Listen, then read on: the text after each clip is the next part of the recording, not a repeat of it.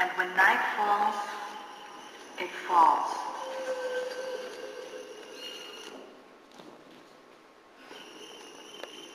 This is awful.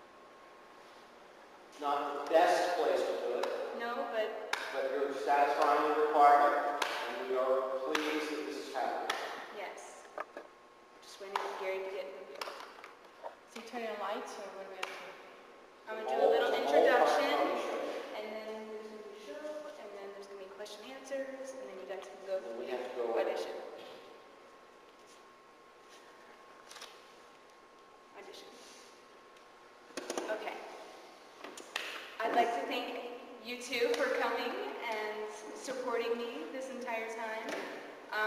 Please turn off your cell phones and all of that, because it will distract the dancer. My music is by Maurice Ravel and Beethoven. And it's a 10 to 11 minute piece, and there's a video to go along with it, and there will be a quick question and answer after the piece. So if we're ready. Title of the piece? Oh, the title of the piece is Male or Female. And where did this idea come from? It came from the questions and answers that I asked a random selected few of people about what they thought they were going to see when they entered to go see a concert. And mostly what I got was, okay, the man is going to lift the woman, and the woman is going to be the beautiful ballerina, and that's it, even when they came into a modern piece. And I questioned that, and this is my idea. Right. And you've written, I mean, this is a whole culmination of, there's been a written part of research and also The written part will be completed next fall. right. It's in its sort of skeletal stage. Then the question was, you were interested first in what did people see when they saw a dance concert. Yes. And then because they responded with attention to gender and gender roles, then your attention turned to what that means, and you use that as inspiration for your choreography. Yes. Okay, thank you. Welcome. And the title again, one more time? Man or woman? Man or woman. All right. Thank you. I have no more questions. Leslie? All right, let's begin.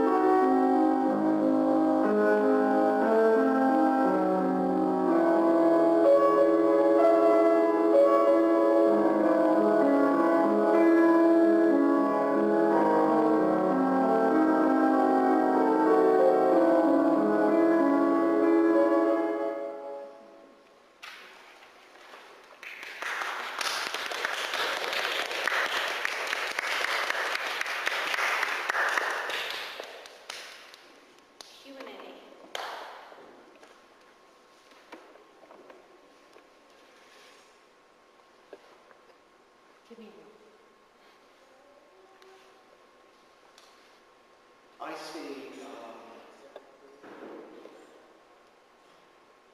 see real potential in these. I think that I'm sad that the circumstances have led us to a place where it couldn't be developed to a place that it needs to be. So this is what I'm going to suggest, and you can consult with Gary about this because he's your project director. I would love to see you develop this further and present it again with the wall. I think that you've got the skeleton for a very interesting work. I think that the incorporation of the video needs to be thought about. Yeah. I think you need to think about where your music is saying. I think you need to look at the archetype of movement that you're using for the male role and the female role. And I think you might want to interview men and find what kind of movements they like to do. I think you might want to go beyond that sort of moment of balance for women and find out and really investigate those notions. And then I think this last part is almost another dance. And I think that so it becomes a triptych. It becomes a triptych of the video, visual, the second is the gender moment, and the third is this sort of sculptural questioning of your own body. And I would love to see you develop it. Well, the problem I had was not necessarily the circumstances. It just happened to be that some of my ideas just failed when I tried to do them in movements. Like, some of the things that I began to play with, I realized that, it just wasn't working. How did you realize it wasn't working? Because I didn't feel the difference between the male side of it and the female side of it. Because You I was didn't? thinking I didn't. You didn't, or an outside eye didn't? I didn't when I was doing them. I see. I didn't feel like I was getting across the point of, okay, these are the male stereotypes, these are the female stereotypes. That's very important. That is important. And that's a very important part of your process to know. The way in which you have edited your own self-identification of those things is an important moment. So I really have to run out the door to get an audition. But I want to tell you that I think that you're onto something very interesting. And I would encourage you to develop it, and I would love to see it again. Okay. Okay, I gotta go. I'll see you over there in a few minutes. Thank you, Gary.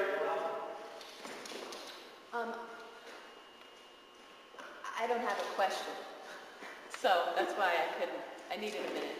One of my questions would be, how do you see the video as integral to the work?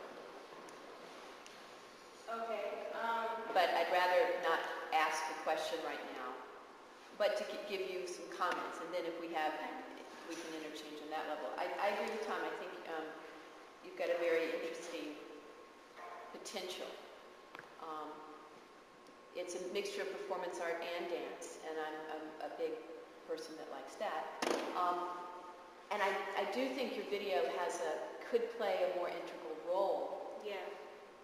And I'd love to talk to you about that if you would like to continue to develop it, because my work even in graduate school is in video dance. And I think that with recognizing the limitations of the realities of using video and the cost involved, et cetera, but I still think that there's possible ways to integrate what you're trying to say in the video throughout the work. The video can somehow, if it's introduced the way you're introducing it, becomes an element of the work that could comment at other points and provide an additional element. I also liked, which is one of my things, the repetition of the movement phrase, or the attempt to repeat, because I think that is an interesting way that you can make a comment when you can exaggerate one and the other. So I can see what you're trying to do, and I'm not sure that wasn't a bad choice. However, I would keep asking you to explore that a little bit more. So if you're stereotyping, you almost have to go to extremes on that. Right. That's where I felt like I failed. I felt like I didn't experiment enough within the separation of both. Right. And then I got into the sense that I am the female. I tended. Right. And you do know, you will move towards one or the other. And then there's that, Gary, do you remember that woman's name that was, I think she was more performance artist than actual, well, she could have been a choreographer performance artist, but she was really addressing gender, and she did a workshop, I think it was either here in Miami years ago, and we all were asked to dress and walk and move like men and women. And she specifically for women worked with aspects of women trying to incorporate male tendencies. And I mean, you know, you get dressed, if you men tend to be heavier in the stomach, how the body would hold weight. And there was a real in-depth, at times hysterical exploration of just the physical, small differences. And I know that with an actor as a friend, he could possibly work with you on just character development, so even that person that walks back and forth, and even when you're dressing, you're even exaggerating a little bit more the gender stuff, because that's really what you're commenting on, so go for the extreme, you know, so how, you kind of did it, like, you know, when a guy puts on his clothes, you kind of like, you know, you know, we had to deal with this thing that there was something else on our body, I'm being very polite, I'm trying to, that we're not used to, and how that affects our walk and everything as well. It was very, I think Linda Montaigne, I can't remember who this woman was, but she was really investigating gender-based differences and primarily with women. And then, you know, the workshop would progress where you'd actually go out in the community, dress like a man, and see if you could pass for a man. It was feminist-based work, but, you know, I'm not putting that down, but it was really coming from that perspective. So I think if I can figure out who she is and go do some research, that you could also look into her work, because it's very interesting work. It's not only stereotyping, but it's about patriarchy, it's about power, it's about all of that. So I think that would be helpful. And then, because I think you could really, really play on what are the stereotypes of the way a guy walks, the most extreme, and a very overly feminine female, and then play with that within the movement as well. And then honestly, when you stood in the box, I thought, is she going to repeat the phrase with those walking through the space with those things? Because there was something interesting about that for me. I'm not sure if you could explore the boxes even more, as how they could be. They're another like element, like the video, that I feel like is a part of the work that you haven't really deeply explored. Yeah, due to the time constrictions that I had, I did the best I could, but I do feel like there is each individual thing I could have explored more, and it could be 3 individual different pieces actually, I feel. And tell me about the music for you. Well, the music, I wanted something more classical, because it kind of, for me, is symbolizing like tradition, like how in our mind, as we're brought up, you know, it's the father figure or the mother figure saying, okay, let's go watch the ballet, and then you see the guys with the girls, and then the women being sylphs and stuff.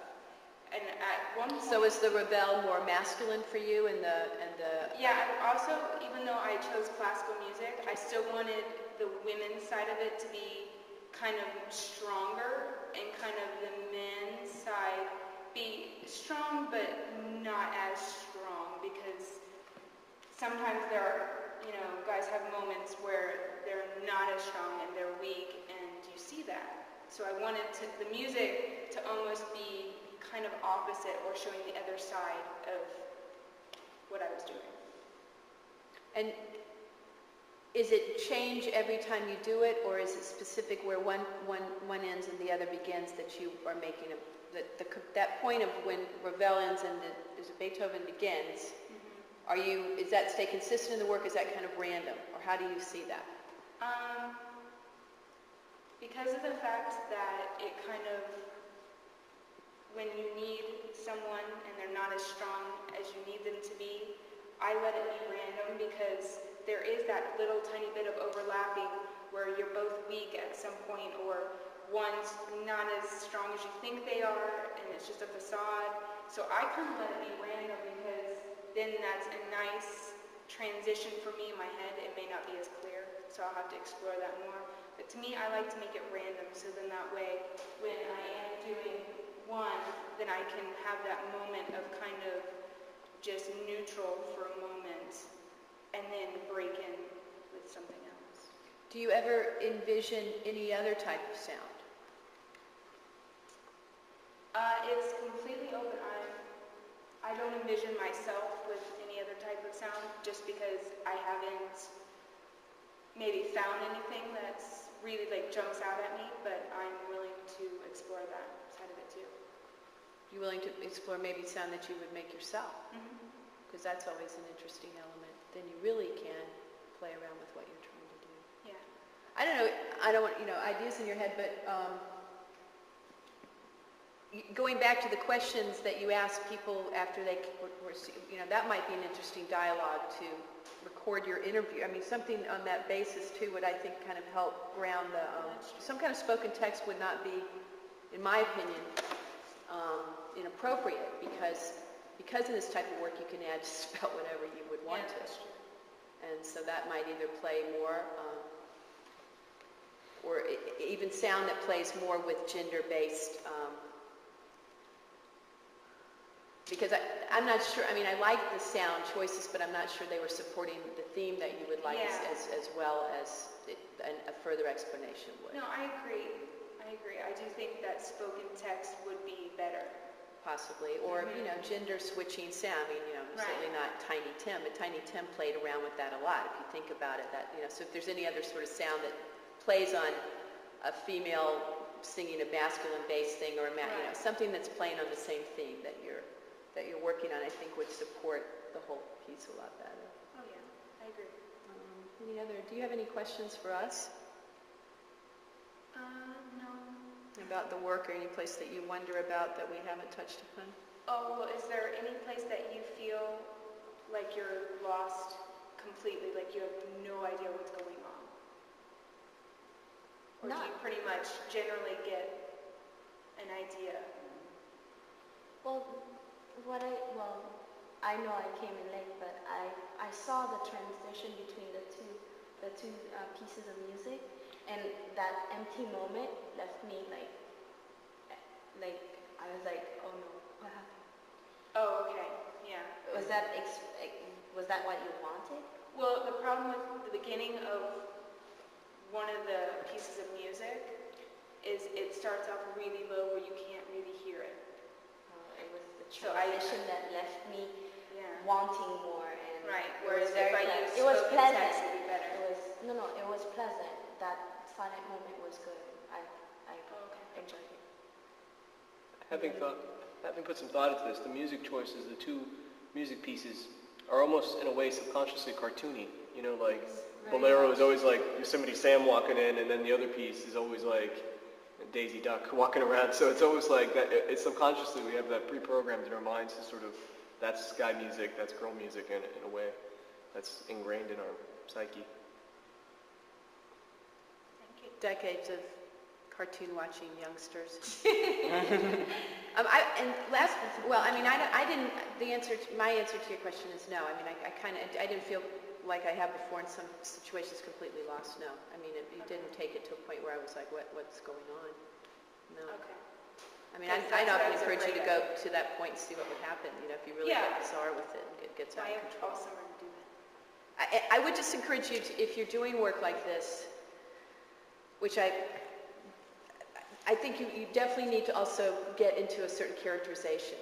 And I think you can get help from more becoming an actress / dancer, performer, choreographer, but dancer or performer in this situation where the theatricality that you're bringing in already needs to be reflected in the performance. Does that make sense to you? Yeah, makes perfect sense. Yeah. The workshop you referred to wasn't Helena Theveno, was it? No, this woman wasn't. She was from New York.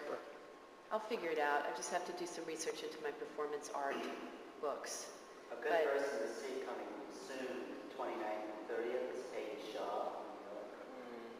Where is she from? Peggy Shaw is a playwright.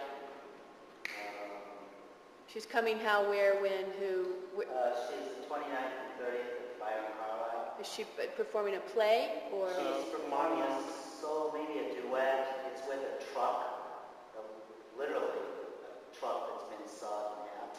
The cab is one part of the set, and the bed is the other. And inside the bed is a drum set. And she's a lesbian activist, grandmother. What's the name of it? Peggy Shaw. Is it have another name that I've been seeing on the emails, yeah, like the there title is of the a name. piece? Oh, okay. It's from the Miami-Dade College. But she would be a perfect example Yeah. of a female with very masculine attributes. Okay. Thank you very much for Thank you guys for coming. Well, now we have got to go to that same audition. Are you going to that too, Gary? for the party?